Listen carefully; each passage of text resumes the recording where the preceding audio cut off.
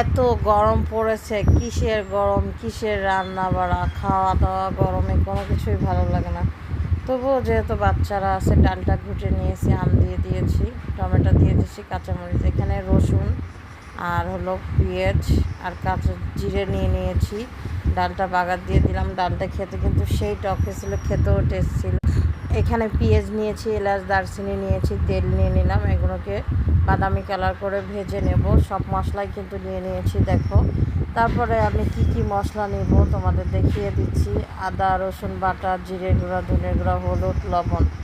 আমি এগুলোকে সুন্দর করে এখন মশলাগুলো দিয়ে একটু পানি দিয়ে সুন্দর করে কষিয়ে নেব অফ ক্যামেরায়। তো এখন অনেক সুন্দর করে মশলাগুলো আমি কষিয়ে নিচ্ছি, সেইভাবে মশলা কষিয়ে নিয়েছি। দেখো তেল উঠে গেছে, মশলা যত কষানো ততই খেতে ভালো হবে। আমি কিন্তু খাসির মাংসগুলো লেবু দিয়ে মাখিয়ে রেখে আধা ঘন্টা তারপরে পরিষ্কার করে নিয়েছি ভালো পানিতে। এখন আমি এই যে অফ ক্যামেরায় মাংসগুলো সুন্দর করে নাড়িয়ে চেড়ে নিচ্ছি। নাহলে দেখো এক হাতে রান্না করতে গেছি, এক হাতে ভিডিও করি, এক হাতে রান্না করে। আমি এক্সট্রা কোনো পানি দিইনি, এতেই যে মাংস পানি গলছে সেই পানি দিয়েই কষাই নিয়েছি। কচু নিয়েছি, কেউ দুধ কচু বলো, কে যে কচু বলো। হলুদ আর লবণ দিয়ে কচুগুনাকে ভাপাই নিয়েছি। আলুও দিয়েছিলাম বাচ্চাদের জন্য।